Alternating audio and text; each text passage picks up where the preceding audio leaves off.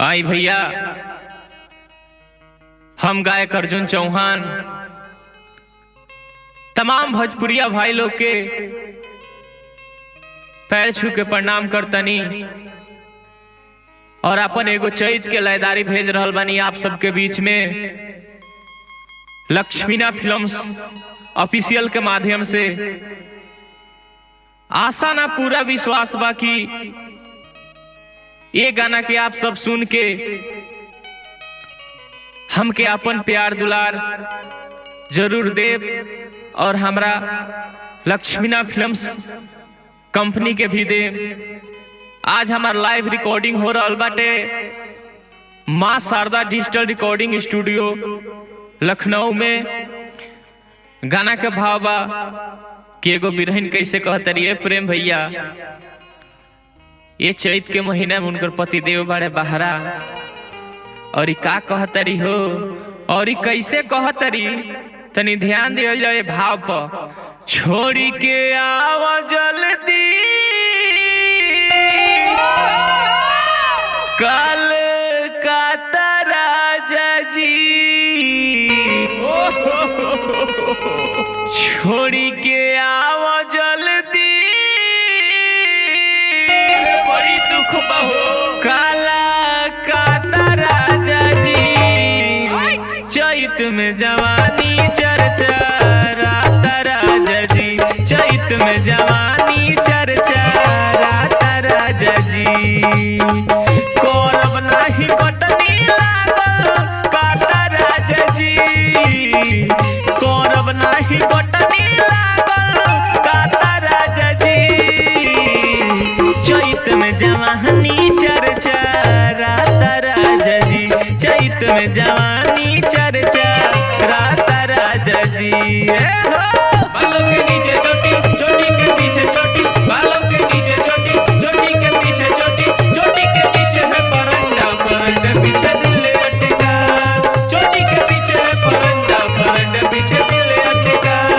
बालों के नीचे चोटी, चोटी के पीछे चोटी, बालों के नीचे चोटी, चोटी के पीछे चोटी, चोटी के पीछे है परंडा, परंडे पीछे दिल अटका, चोटी के पीछे है परंडा, परंडे पीछे दिल अटका। चैत में जवानी चर्चा रात राजा जी, चैत में जवानी चर्चा रात राजा जी। झावर भइल बात हिया सुन हमरो गोर हो, झावर भइल बात हिया सुन हमरो गोर हो।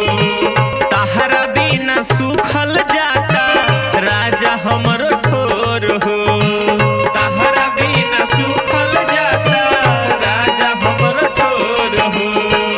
झावर भइल बात हिया सुन हमरो गोर हो, तहरा बिना सुखल जाता राजा हमरो ठोर हो। ओई बनात लागी तोहरे घाटा राजा जी, ओई बनात लागी तोहरे घाटा राजा जी।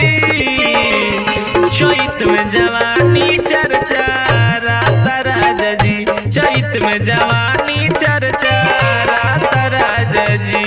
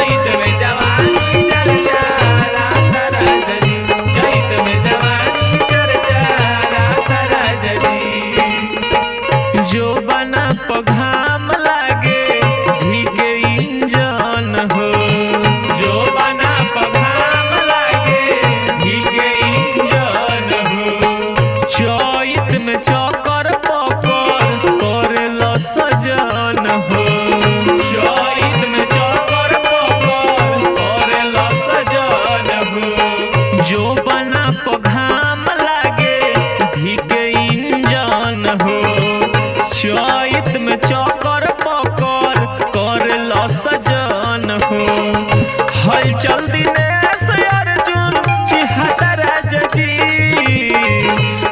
चल दिनेश अर्जुन चिहाता राजा जी।